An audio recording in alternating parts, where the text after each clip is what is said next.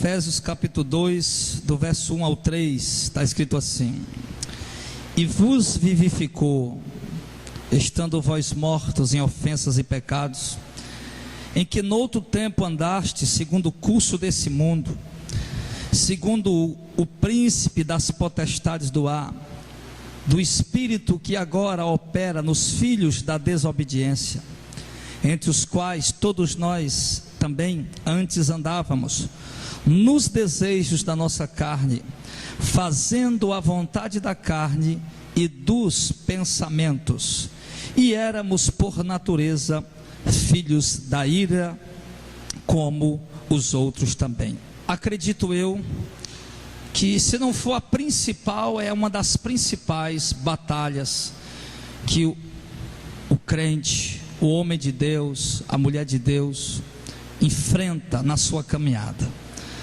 Uma das principais campos de batalha que nós enfrentamos, irmãos, é na nossa mente, são os nossos pensamentos.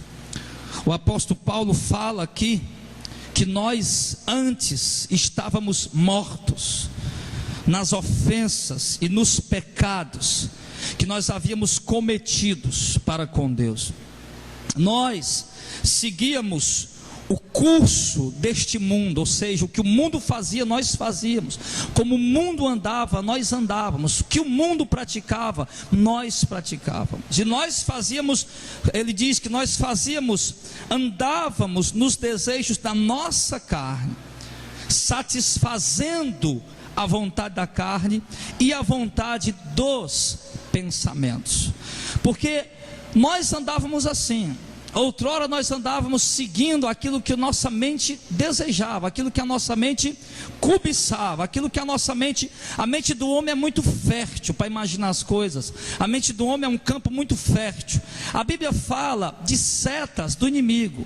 A Bíblia fala em Efésios capítulo 6, da batalha espiritual que nós enfrentamos. A Bíblia fala ali de dardos inflamados do maligno, e manda que nós nos revistamos de toda a armadura de Deus, e entre a armadura de Deus está o capacete da salvação, que protege o nosso cérebro, a nossa mente, os nossos pensamentos. O que é que ele quer dizer com aquilo? Que no meio das lutas que virão, o inimigo vai jogar os dardos inflamados dele, pensamentos blasfemos, pensamentos de desânimo, de desistir, de abandonar a caminhada, de voltar para o mundo. Mas se nós estivermos com o capacete da salvação em nossa cabeça, estará protegido, porque qualquer pensamento que quiser brotar, nós estaremos firmes na esperança da salvação, firmes na promessa da salvação. Então, se nós revestirmos a nossa cabeça, nosso cérebro, nosso pensamento com a armadura de Deus, todas as setas do inimigo, toda ação contrária do inimigo que queira nos fazer desviar da presença de Deus, elas serão anuladas, porque a nossa mente estará priorizando os pensamentos do reino, os pensamentos das promessas eternas que Deus tem para nós. Então, amados, não tenha dúvida que um dos principais motivos que tem levado pessoas a desistir da caminhada, a desistir da igreja, a desistir dos caminhos do Senhor, a desistir de congregar, são os pensamentos.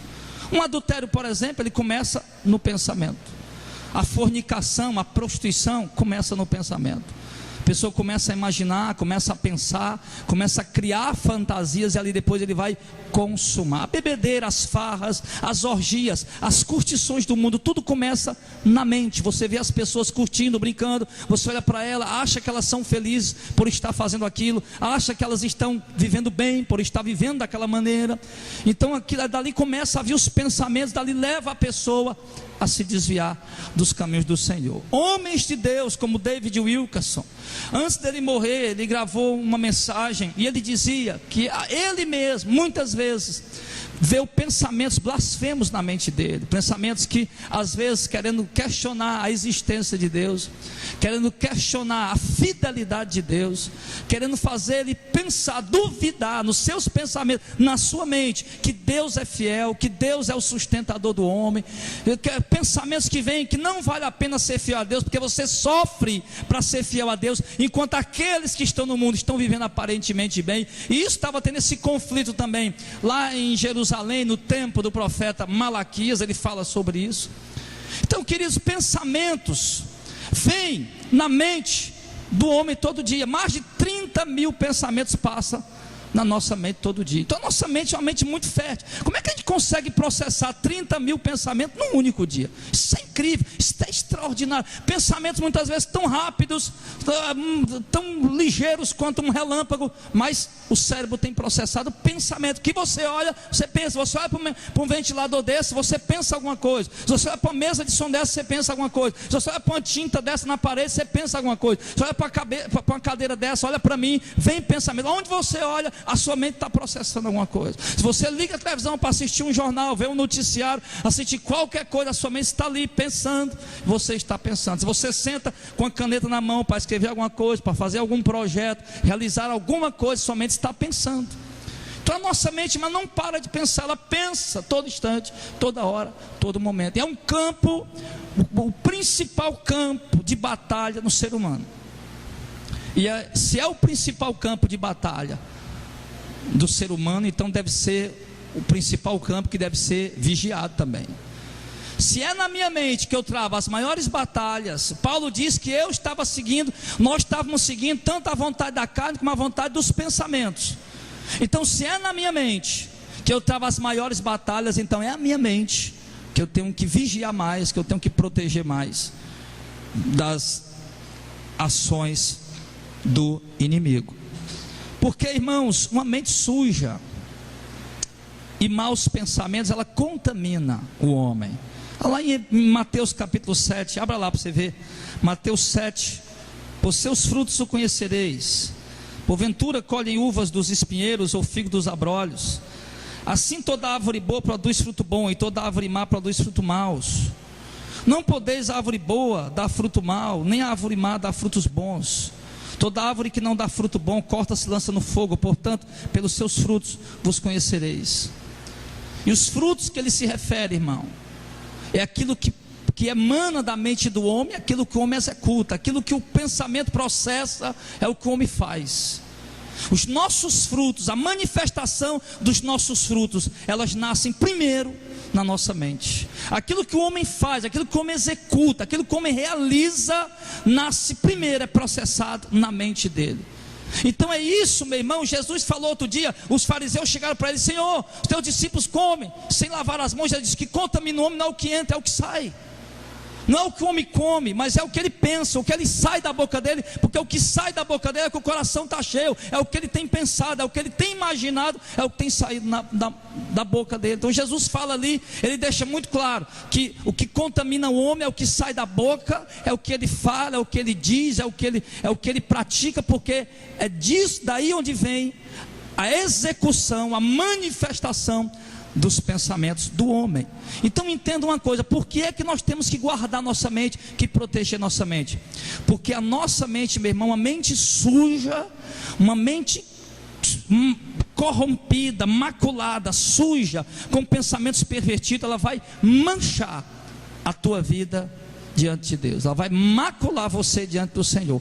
Pensamentos malignos, pensamentos pervertidos vão fluir na sua mente, e isso vai deixar você maculado, vai deixar você sujo diante do Senhor, e ali você já vai perdendo a comunhão com Deus, a comunhão, a intimidade com Deus. Você observe que a maior dificuldade que você tem na oração é a dificuldade de concentração. É ou não é verdade? Quando você tenta orar, que você não consegue, aquele dia que você não consegue, é a dificuldade de concentração, é a batalha na mente, pensamentos dispersos, pensamentos jogados ao vento, ao relento, e você não consegue concentrar. Quando você consegue concentrar um pouquinho, de repente você está falando com Deus, concentrou, daqui a pouco você nem percebe, você já está disperso de novo. Isso acontece com todos nós, com todos. A batalha na mente, ela é muito violenta, ela é muito grande, ela é muito forte. Nós precisamos, irmãos, ter cuidado com esse campo fértil que é a nossa mente. Amém? De repente você pode estar aí e as pessoas olham para você: poxa vida, que crente fiel, ele não perde um culto, ele está em todos os cultos, ele está em todas as reuniões, em todos os evangelismos, em todos os eventos da igreja. Mas muitas vezes que as pessoas não conseguem ver que está na sua mente, que passa na sua mente.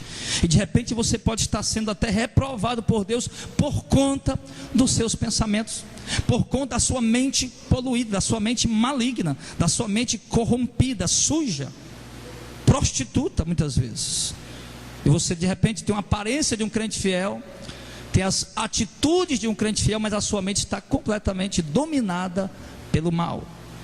E é preciso que nós venhamos limpar a nossa mente, porque Deus de fato, Ele conhece os nossos pensamentos. Nós devemos ter muito cuidado e vigiar em todo o tempo, porque todos os pensamentos que nós processamos, Deus conhece cada um deles. Isso é incrível, não sabemos como Deus pode isso, mas sabemos que Ele pode, porque Ele é Deus, e isso está escrito lá em Hebreus. Vai lá em Hebreus capítulo 4, para você ver o que a Bíblia diz a respeito disso. Hebreus, lá no finalzinho, depois Tiago. Hebreus capítulo 4, ou melhor, antes de Tiago, Hebreus 4, versículo 12, o versículo 13 diz assim, ó: porque a palavra de Deus é viva e eficaz, e mais penetrante do que qualquer espada de 2 gumes, e ela penetra, só um instante, irmão, que os ventos aqui estão muito fortes. Ela penetra até a divisão da alma e do espírito, e das juntas e medulas, e é apta para discernir os pensamentos e as intenções do coração. E não há criatura alguma encoberta diante de Deus, antes todas as coisas estão nuas e patentes aos olhos daquele com quem temos que prestar contas. Amém? Então o que a Bíblia está dizendo aqui? Que a palavra de Deus, ela é tão poderosa, ela é tão viva, ela é tão eficaz, que ela chega a penetrar até os pensamentos e as intenções do coração. As juntas e medula, tudo bem, isso aí qualquer espada pode penetrar, mas o pensamento, a intenção do coração, somente a palavra de Deus. Ele é muito claro em dizer, o que é que ele quer dizer com isso? Que a palavra de Deus penetra a mente e o coração do homem, os pensamentos e as intenções. Isso quer dizer que Deus sonda a gente, que Deus vai lá dentro, lá no íntimo de cada um, está nos sondando, está sondando a gente. Que é uma pessoa sondada? Eu vi uma pessoa sondada outro dia, estava com um tubo, um cano introduzido aqui. Se for na bexiga, está na bexiga, se for em alguma outra parte, está lá na outra parte, está introduzido lá dentro, está tirando, expelindo, sugando o que está lá dentro para fora. É aquilo que aquela sonda está fazendo. É isso que a palavra de Deus faz. É isso que Deus faz. É incrível como Deus pode sondar os 30 mil pensamentos dos 7 bilhões e 300 milhões de habitantes que há na face da terra, sem perder nenhum movimento sequer de cada um de nós. Ele diz que todas as coisas estão nuas diante do Deus que nós iremos prestar contas, inclusive o nosso pensamento. Não há criatura alguma encoberta diante dele, inclusive os nossos pensamentos. A Bíblia diz que não há nada que o homem não faça em oculto que não venha a ser revelado. Não há nada que o homem faça escondido que não venha a ser trazido à luz, ao conhecimento dos homens. Deus conhece o teu pensamento. Deus conhece cada pensamento que passa pela sua mente.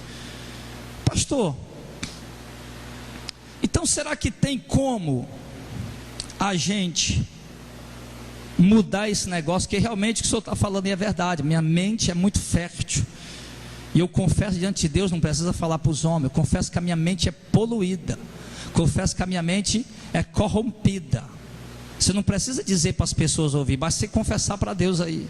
Pastor, eu confesso isso, que a minha mente é poluída, é corrompida, ela é fértil para o pecado, ela é fértil para o mal, ela é inclinada para a perversão. Eu tento dominar e não consigo. Então olha o que é que 1 Coríntios capítulo 2, a Bíblia diz, que nós temos que começar a aprender para que nós possamos mudar a nossa forma de pensar. Você acha que isso é impossível? Não é impossível. Nossa mente pode, e aliás, ela deve mudar. Os nossos pensamentos podem, é possível, e ele deve mudar sim, em nome de Jesus. 1 Coríntios capítulo 2, no versículo 14 ao versículo 16, diz assim: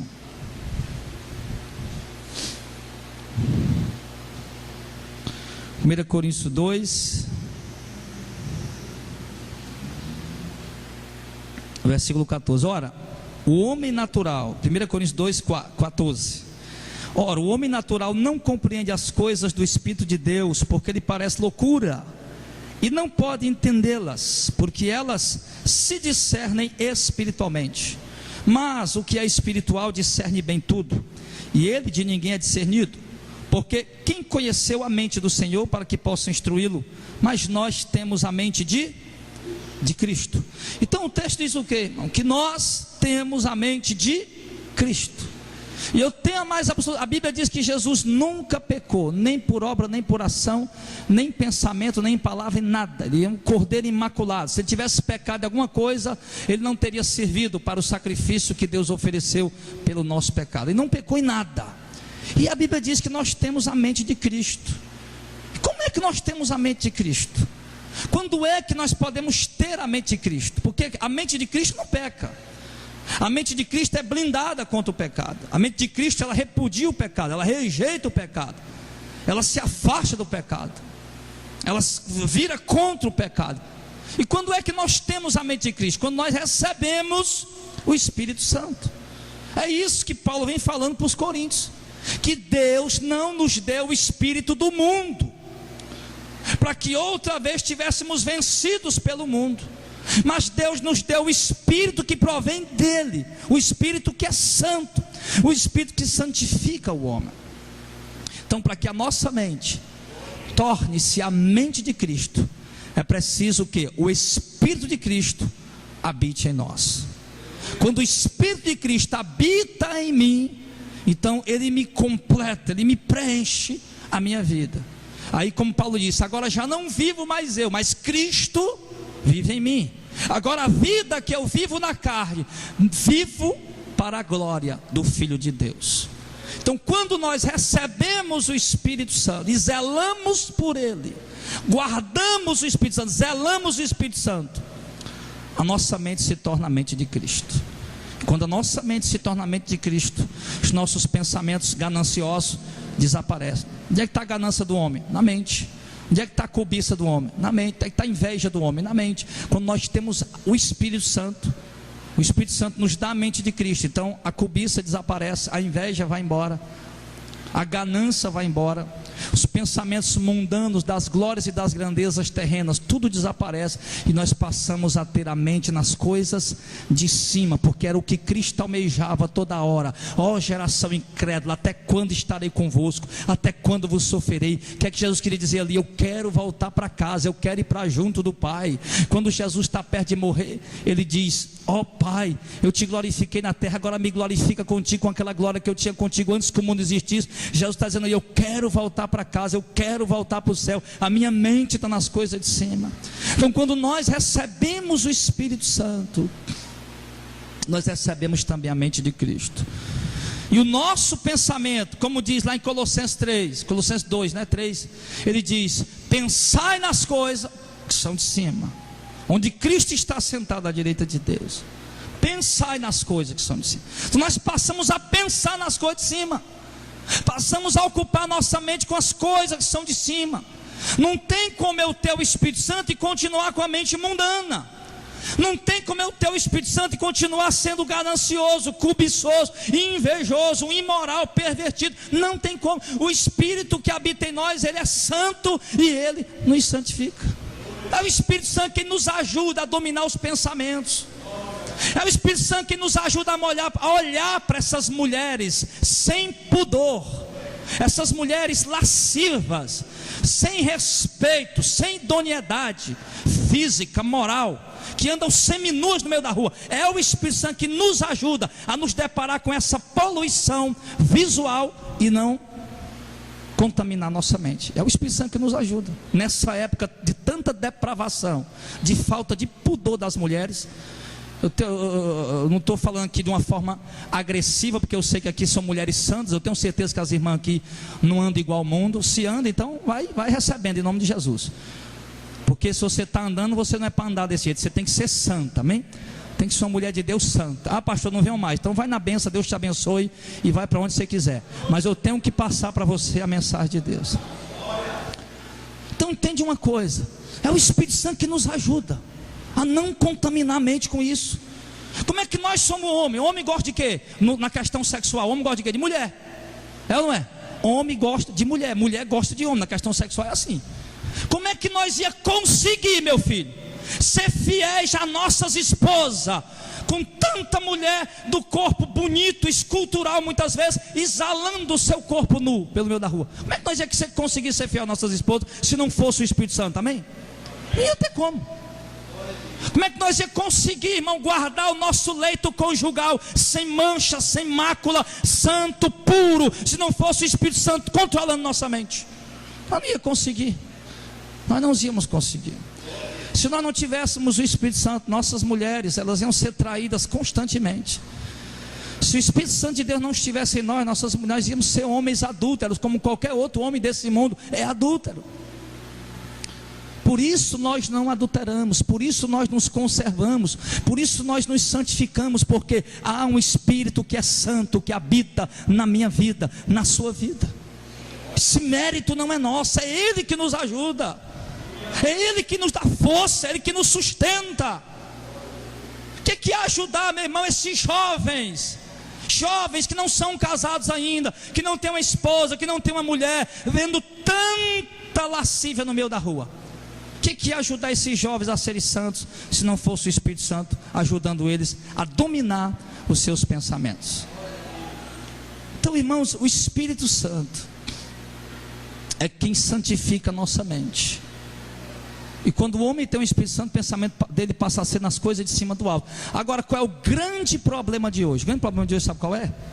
Que os evangélicos estão pensando que são a igreja de Deus. Você já percebeu isso aí? A igreja evangélica brasileira acha que é a noiva de Cristo. Uma igreja mundana, uma igreja carnal, cheia de gente gananciosa, cobiçosa, invejosa, cheia de gente que atropela todo mundo para conseguir os seus objetivos. E pensa que é a noiva de Cristo porque é evangélico. Você já viu isso aí? Então o problema é esse: o povo está na igreja, por exemplo, a Universal está dando o Espírito Santo por aí todo domingo, basta dar uma oferta. Aí o cara está lá achando que tem o Espírito Santo. O cara está numa igreja qualquer aí. Tu não mudou em nada, talvez só na tua forma de vestir. A tua visão agora na igreja, tu chegou na igreja, tua visão é ainda mais gananciosa. A tua visão é ainda de mais grandeza do mundo, mais cobiçosa ainda. E você acha que está na igreja levando a Bíblia, dando a paz do Senhor, acha que é um crente salvo, acha que tem o Espírito Santo. Então o grande problema é esse, que a maioria dos cristãos dessa nação, a maioria dos que se dizem cristãos evangélicos dessa nação, não são convertidos, não tem o Espírito Santo, e acha que tem, e acha que são. Outro dia eu preguei semana passada aqui o que é realmente um crente cheio do Espírito Santo. Porque estão achando que ser crente cheio do Espírito Santo é pular, saltar, rodopiar, falar língua. E não. Se tiver isso aí, filho, mas não tiver vida, não tiver transformação, não tiver humildade, mansidão, não tiver os frutos do Espírito Santo, você não tem o Espírito Santo coisa nenhuma. Coisa nenhuma. Então, meu irmão, o que nós precisamos realmente é do Espírito Santo. É isso que a igreja precisa. Você precisa do Espírito Santo para santificar a sua mente.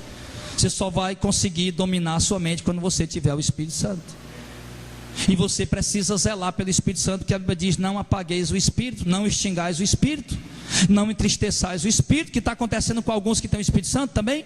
Alguns que têm o Espírito Santo estão extinguindo o Espírito, estão apagando o Espírito, estão entristecendo o Espírito, e estão voltando a ser pessoas carnais. Então nós precisamos ter o Espírito Santo e precisamos zelar pela presença do Espírito Santo na nossa vida. E como nós vamos zelar a presença do Espírito Santo na nossa vida? Andando em santidade, seguindo o que Ele nos manda, seguindo a direção que Ele nos dá. E eu tenho certeza que o Espírito Santo jamais vai lhe direcionar a passar o dia inteiro sentado diante do computador, navegando no Facebook, navegando no Twitter, navegando no WhatsApp. O Espírito Santo jamais vai lhe conduzir a isso.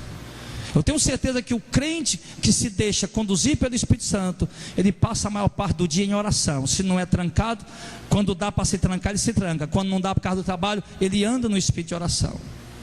ele lê Bíblia, ele se alimenta da Bíblia, ele evangeliza, ele prega a palavra, ele participa dos cultos, ele se envolve com a obra de Deus, porque ele segue a direção do Espírito Santo. Aí, crente que deixa de vir para um culto para sentar na calçada e ficar batendo papo, crente que deixa de vir para o culto para sentar na televisão para assistir uma novela, crente que deixa de vir para um culto para bater um racha, irmão. Então, se esse tem o Espírito Santo, ele já se apagou faz tempo, porque o Espírito Santo não vai conduzir você para ir bater um racha. O Espírito Santo não vai conduzir você para ir para a televisão assistir a novela. O Espírito Santo não vai conduzir você a sentar na calçada e ficar batendo papo e perder a hora do culto. O Espírito Santo não vai conduzir você dessa maneira. O Espírito é santo, ele vai conduzir você na presença de Deus, nas coisas de Deus. É isso. Então o que está faltando, amados? Muitas pessoas, pastor, não consigo dominar. Você nunca vai conseguir enquanto você não tiver o Espírito Santo. Nunca vai conseguir enquanto você não tiver o Espírito Santo. Enquanto você continuar se alimentando de internet e televisão, você não vai conseguir dominar nada. Nada.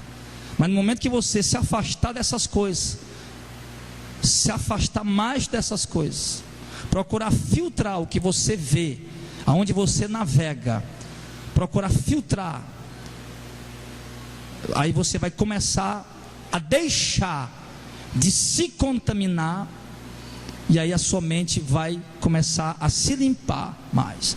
Mas e quando você está se contaminando com as bobagens que passam, na maioria dos canais de televisão, nas besteiras que passam na maioria dos canais de televisão, dos programas de televisão, quando você está se contaminando com muitas coisas aí da modernidade, da tecnologia, você não vai conseguir dominar a sua mente. Mas quando você se desligar dessas coisas, aí você vai começar a limpar a sua mente e vai dar mais lugar ao Espírito Santo para ele agir na sua vida. Então, o texto está dizendo o quê? O Espírito Santo, aliás, que Deus conhece os nossos pensamentos e as nossas intenções. Outro texto que ele fala que nós temos que ter a mente de Cristo, mas porque na verdade Cristo conhece os corações. Eu quero que você abra lá em Apocalipse capítulo 2, só para poder você ver como realmente Cristo conhece nossos pensamentos.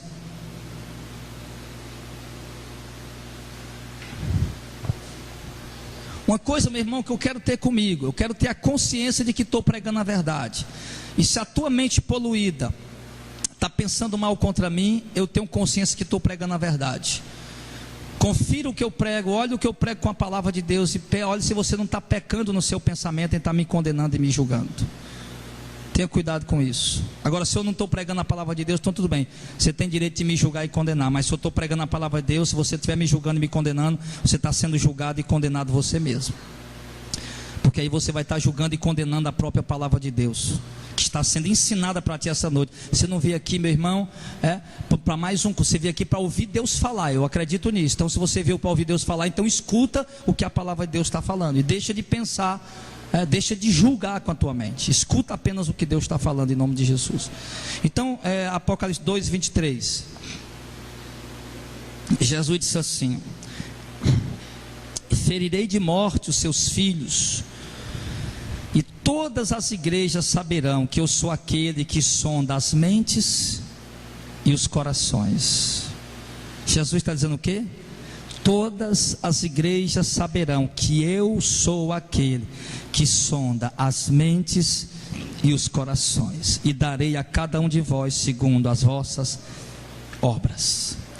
Jesus está dizendo: eu sou aquele que sonda as mentes e os corações. E ele está dizendo com isso que neste exato momento ele sabe o que passa na mente de cada um de nós. Eu lembro quando Jesus ressuscitou. Quando Jesus ressuscitou, ele aparece aos 12, aliás, a 10, só tinha 11 apóstolos. Judas tinha suicidado, tinha 11 apóstolos, e Jesus aparece a primeira vez a 10. Um deles está faltando, Judas. E quando Jesus aparece aos 10, fala com os 10 e se ausenta eu digo visualmente, porque ele continua lá. Judas chega, os discípulos dizem para ele: olha, nós vimos Jesus. Jesus esteve aqui e falou com a gente. Não acredito, só se eu ver ele. Tomé. Então Tomé chega e fala: eu não acredito, só acredito se eu ver e tocar nas suas mãos, nos seus pés e o seu lado. E ali alguns dias depois Jesus aparece e Tomé está ali. E quando Jesus chega, a primeira coisa que Jesus se dirige é a Tomé. E de Jesus diz: olha Tomé, pega aqui na minha mão, olha para o meu pé, pega aqui do meu lado e veja se não sou eu. E como é que Jesus sabia disso? Jesus não estava ali, ninguém estava vendo Jesus ali. Não estava vendo, mas ele estava lá, sondando todas as coisas. Estava lendo, irmão, na conversão de Paulo. Paulo pega o cavalo e começa a cavalgar, pocotó, pocotó, pocotó, e vai. Caminho de Damasco.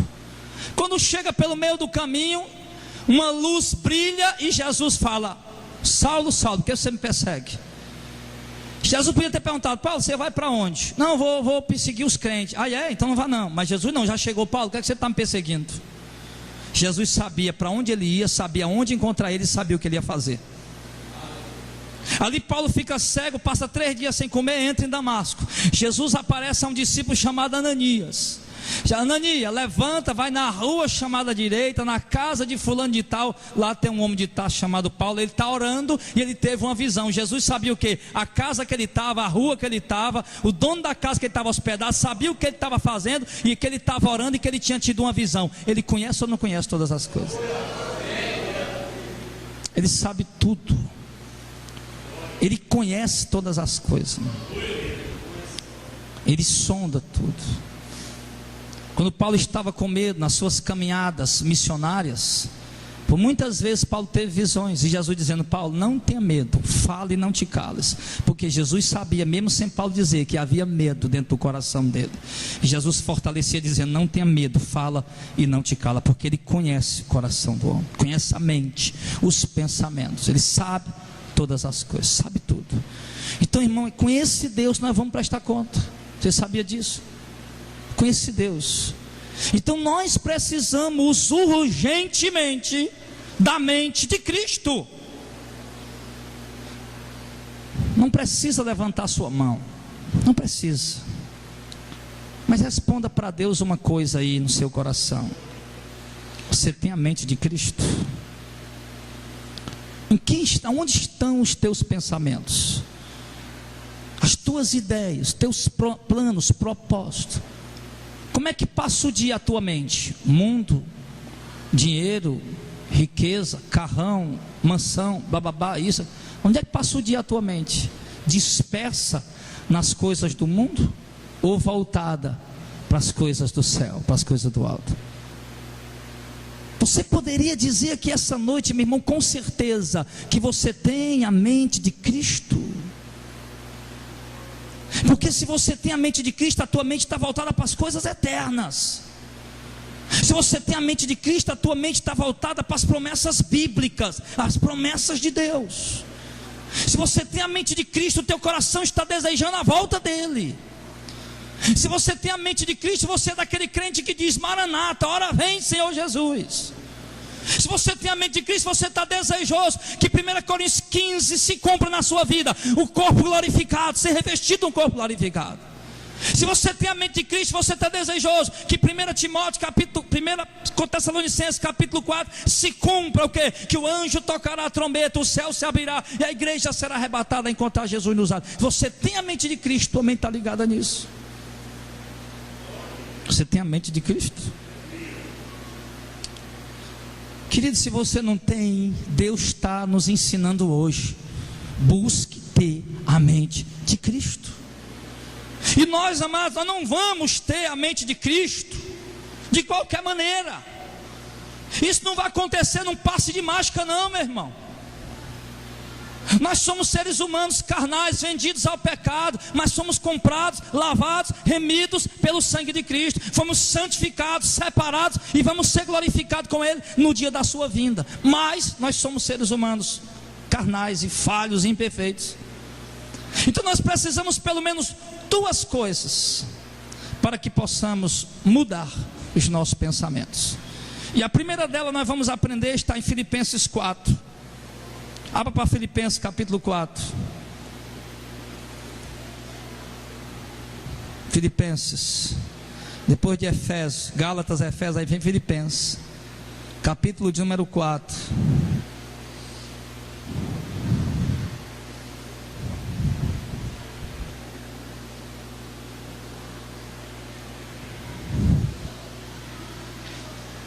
Filipenses 4, verso 6, amém?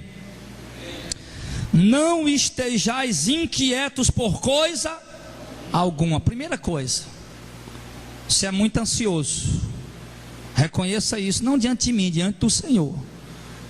Você é muito ansioso, muito inquieto por muita coisa, então não estejais inquieto por coisa alguma.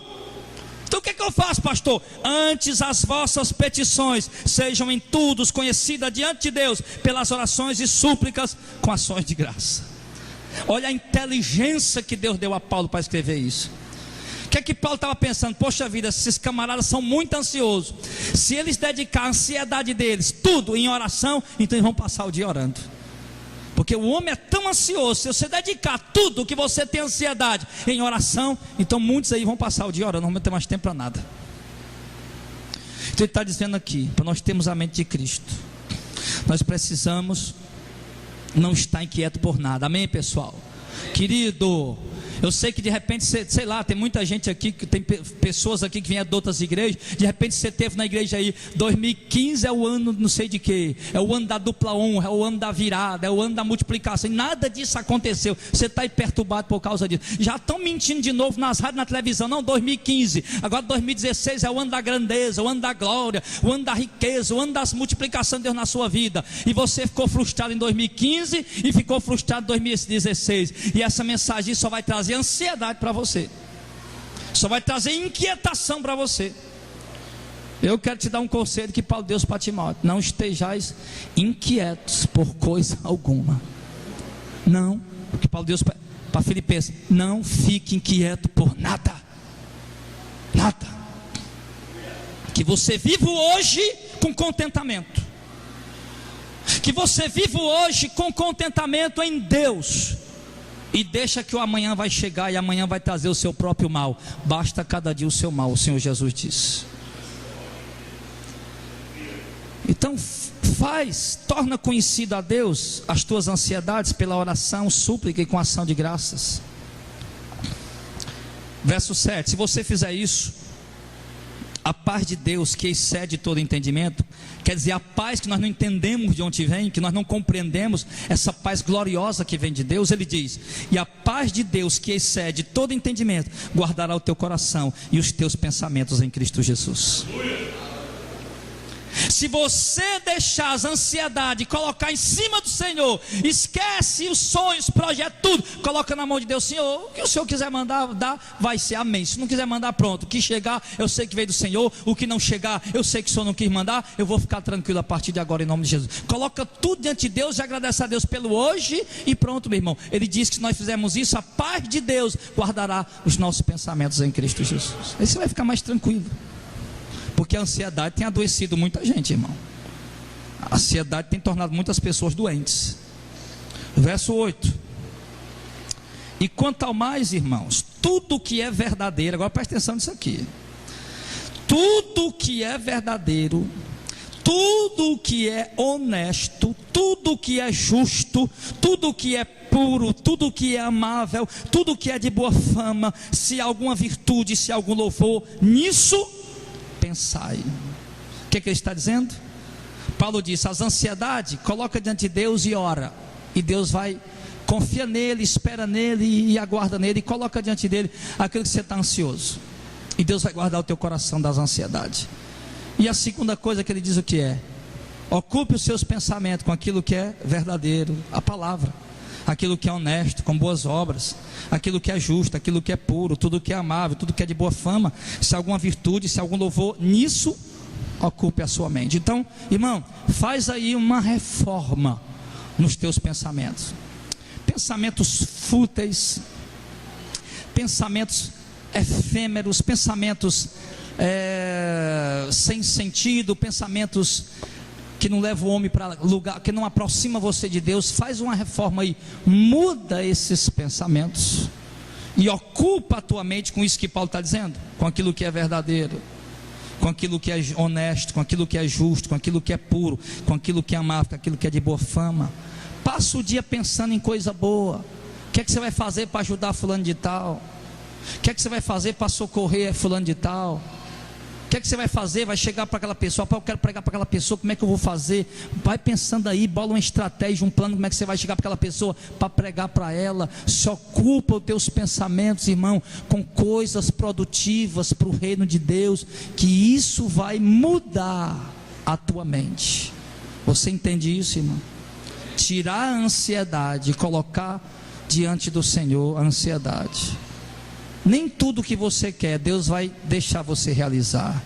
Nem tudo que você sonha, Deus vai deixar você cumprir, você ter, você possuir. Nem tudo que você deseja, Deus vai deixar que você tenha. Então coloca diante de Deus as ansiedades e ocupa a tua mente com as coisas do alto, com a palavra de Deus, com a oração, com coisas boas. E então a tua mente vai começar a mudar. Então você precisa fazer isso. E para fazer isso, filho, você precisa mudar hábitos. O primeiro hábito que você precisa ter é a leitura bíblica diária. Você sabia que a maioria dos cristãos não tem o costume de ler Bíblia diariamente? A maioria dos cristãos não tem costume de ler Bíblia diariamente. Alguns cristãos leem Bíblia esporadicamente, às vezes uma vez por semana, às vezes uma vez por mês. Eles pegam na Bíblia às vezes para vir para o culto, pega fechada, abre na hora da pregação, volta para casa, guarda fechada, nunca lê Bíblia. Como é que tua mente vai mudar se você não lê Bíblia? Como é que tua mente vai conhecer as promessas de Deus para se ocupar nela se você não lê Bíblia? Você precisa ler Bíblia, amém, irmão? Às vezes os irmãos dizem, pastor, mas eu vou passar 1 hora orando, 2 horas orando, falando o que com Deus? Filho, se você não lê Bíblia, você não vai ter nunca assunto para falar com Deus. Mas se você ler Bíblia, 1 hora, 2 horas de oração, vai passar no estalar de dedo, meu Deus, já passou 2 horas. Precisa ler Bíblia, se alimentar dela, se encher de Deus. Quando eu leio Bíblia, eu estou me enchendo de Deus. Quando eu leio Bíblia, eu estou aprendendo a vontade de Deus, a palavra de Deus. E isso vai confrontando meus pensamentos antigos. Os pensamentos antigos vão dando lugar a pensamentos bíblicos, a pensamentos novos. Você vai ler Bíblia, você vai chegar em texto, você vai ficar encucado o dia inteiro. Meu Deus, como é que é esse negócio? Como é que o céu vai se abrir, Senhor?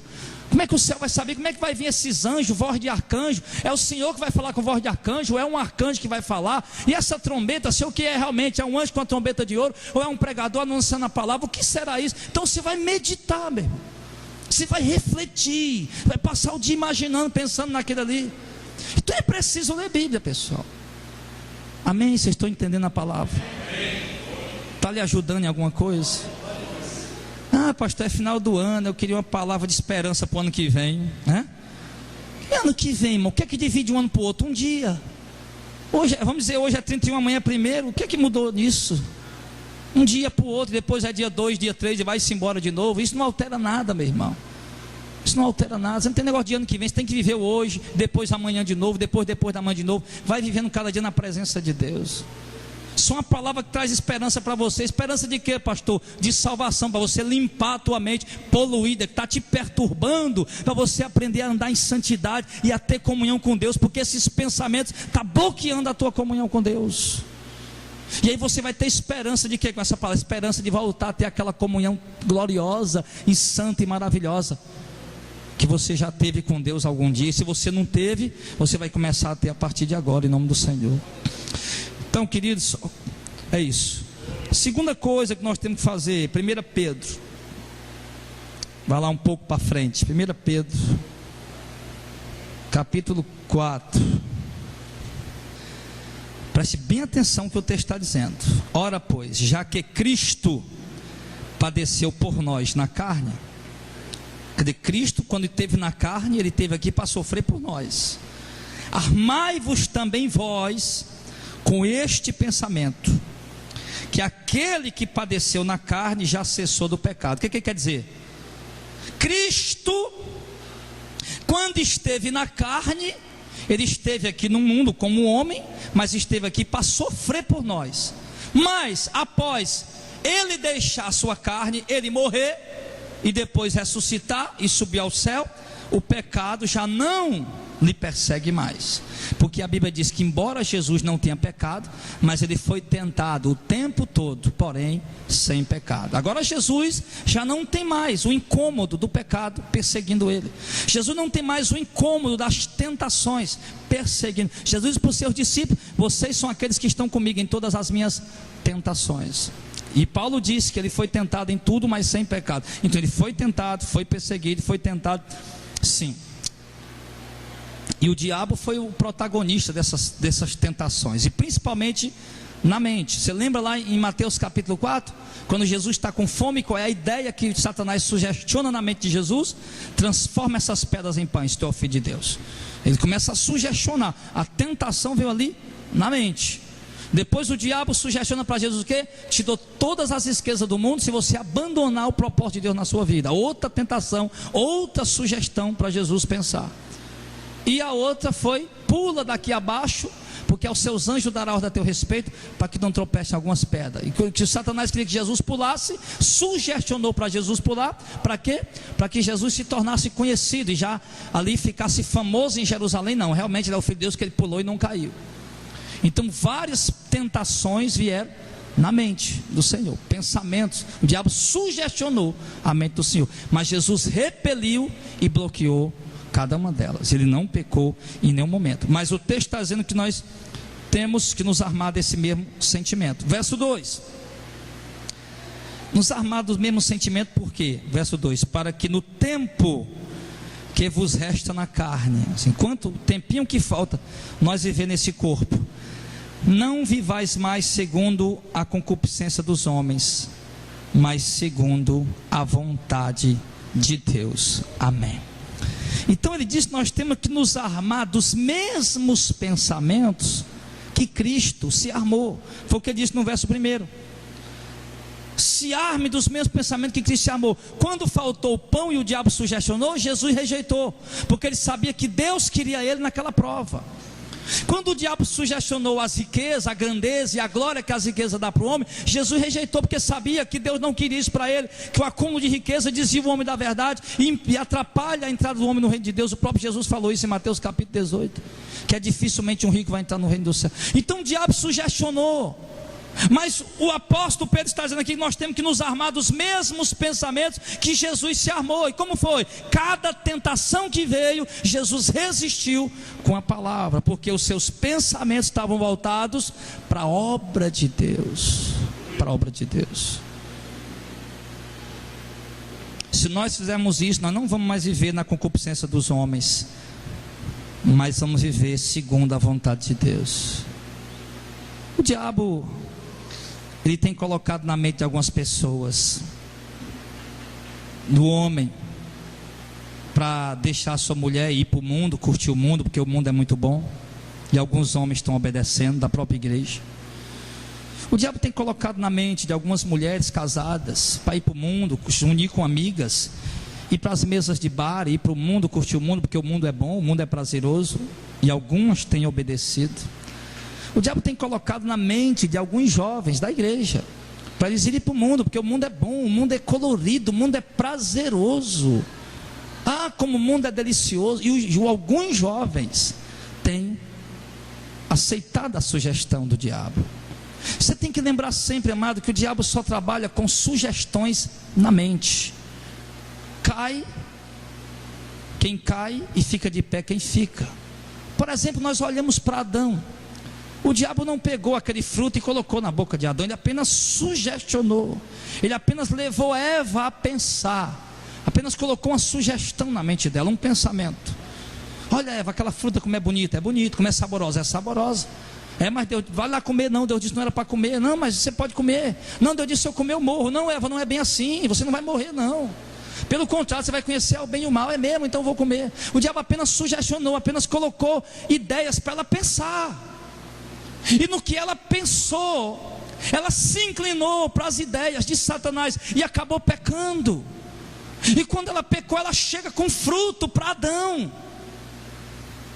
E ela já tinha comido, e ela seduziu o marido a comer. Mas Adão não era para ter comido. Adão era para dizer: mulher, tu é doida, tu comeu, paga o preço, eu não vou comer não. Mas ela sugestionou, falou: Adão, que fruto delicioso, você não faz ideia. Não, mas tem muito fruto para comer. Não, mas essa é diferente, come, prova só um pouquinho, só uma mordidinha. E Adão caiu e comeu.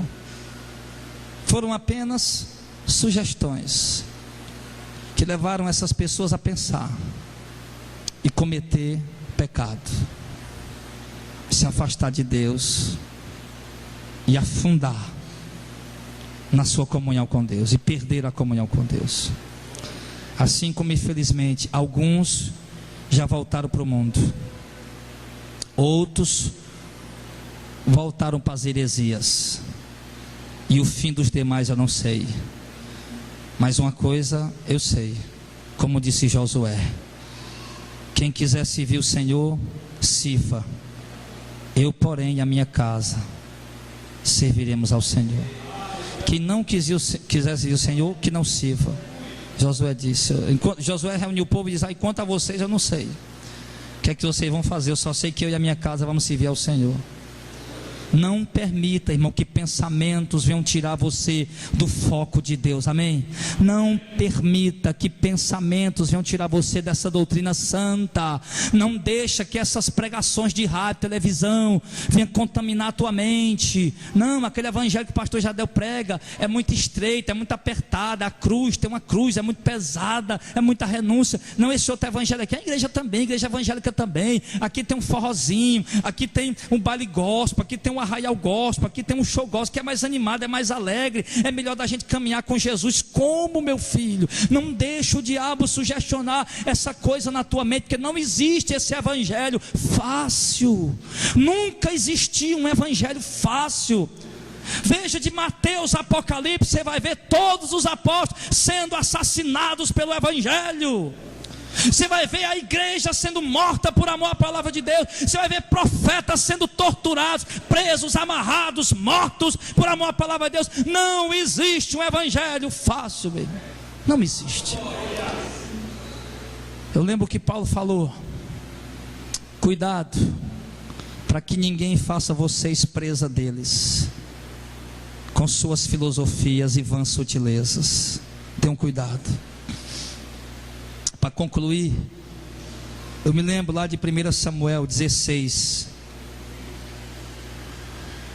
quando Samuel, o profeta, chega na casa de Jessé para ungir Davi o rei. Para ungir o rei, mas Samuel não sabia quem era. A Bíblia diz que quando Samuel chegou, vamos lá abrir lá para você ler, que você vê como é bonito. 1 Samuel capítulo 16, lá no Antigo Testamento, depois de Juízes. 1 Samuel 16. Ele chega lá na casa de Jessé, o belemita. Belemita porque morava em Belém, não é o sobrenome dele não, irmão. Verso 6 diz assim: sucedeu que entrando eles, viu a Eliabe. Eliabe era o filho mais velho de Jessé, um homem de porte físico, homem de guerra. E disse, o profeta disse: certamente está perante o Senhor o seu ungido. Até o profeta se deixou levar pela aparência. Mas no verso 7, porém o Senhor diz a Samuel: não atentes para a sua aparência, nem para a sua altura, porque o tenho rejeitado. Porque o Senhor não vê como vê o homem, pois o homem vê o que está diante dos olhos, porém o Senhor olha para o coração. Amém. Querido, nem sempre as pessoas que estão de trás dos altares, porque hoje eu percebi que parece que ser pastor virou status, né? De gente importante. Outro dia tinha um aniversário de uma irmã, e a irmã convidou para a gente ir. Eu disse: rapaz, eu acho que vai dar para a gente passar lá, mas só que não deu, que eu tinha que viajar. Mas quando falou para a vizinhança dela que o pastor ia para casa, eu não acredito não que o pastor vai vir aqui. Eu digo: rapaz, quando eu chegar lá do jeito que eu ando, igual uma bestada, vai dizer: esse aí que é o pastor? Então, meu irmão, pastor parece que virou hoje popstar. Mas não se engane com a coisa, meu irmão. Não se engane com a coisa. Nem sempre os homens que estão atrás dos púlpitos, com boa aparência, com aparência de quem está cheio do poder de Deus, aparência de quem está vazando do poder de Deus. Nem sempre esses homens, Deus tem rejeitado a maioria deles. O povo que não tem discernimento é que se deixa levar pela aparência. Mas Deus disse aqui o quê? Que Deus não olha como o homem olha. O homem vê a aparência, Deus olha para o coração. De repente a pessoa que parece ser menor aqui esta noite, de repente a pessoa que parece ser a mais simples aqui essa noite, a pequenina, o mais maltrapilho, o mais simples, o de menos aparência, é a pessoa mais amada por Deus aqui essa noite. Porque Deus, Ele olha para dentro, para a mente, para o interior, para o coração. Então, vamos mudar os nossos pensamentos. Vamos ter uma vida agradável a Deus, não apenas como fariseus, cheios de rituais de aparente santidade, mas de uma adoração sincera e verdadeira que emana de um coração puro e de uma mente santa, que é a mente de Cristo. Vamos começar a caminhar com esse revestimento interior na mente e no coração, protegendo nossos pensamentos, trocando os pensamentos impuros, sujos e imundos, por pensamentos santos e agradáveis a Deus. O Deus que olhava para ti agora há pouco e via sujeira na tua mente, mentira, sim, maldade, agora vai olhar para você e vai ver amor, sinceridade e verdade em você. Deus escolheu você, mas não pela sua aparência, não pelo que você tem ou pelo que você possui. Deus vai escolher você, Ele diz, pelo seu coração, pela sua mente, pelo seu interior. Os pastores é que hoje consagram fulano. Opa, pastor, aquele irmão chegou ali num Corolla. Opa, vem cá, meu filho, consagrar você a presbítero. Aquele outro ali, pastor, chegou no Land Rover. Opa, vem cá, meu irmão, você vai ser pastor, vem aqui. Hoje se consagra pela aparência, pelo que tem, pelo que Deus quer nos escolher, mas Ele vai nos escolher não pelo que está fora, mas pelo que está dentro. Então não basta apenas ter os largos filactérios dos fariseus, não basta apenas ter as vestes largas e compridas com suas franjas exageradas, como demonstrando santidade. Não, Deus quer ver aqui dentro. Você pode mudar todo o seu estereótipo, mas Deus continua olhando lá no teu íntimo, e lá Ele te conhece, e lá Ele te escolhe, em nome de Jesus. Então mude seus pensamentos, seja santo, porque está escrito que muitos são chamados, mas poucos os escolhidos. Muitos são chamados, mas poucos os escolhidos. Deus tem chamado muitos, mas escolhido poucos. Que você se esforce, como disse Paulo, como aqueles que correm nos estádios. Eles correm para alcançar uma coroa corruptível, ou seja, que enferruja, que se desgasta. Mas vamos correr ao ponto de nós sermos o primeiro, e para alcançar uma coroa incorruptível, que não se corrompe. Prepare, querido, o propósito dessa pregação é para ajudar você nessa batalha que você trava na mente todo dia. Amém? Eu acredito, a minha intenção, a minha oração a Deus foi hoje essa: Senhor, quando eu pregar essa palavra, ajuda os irmãos a dominar seus pensamentos, a controlar suas mentes e a terem mentes santas. Que você possa preparar sua mente, seu coração para o dia do Senhor, para a volta do Senhor.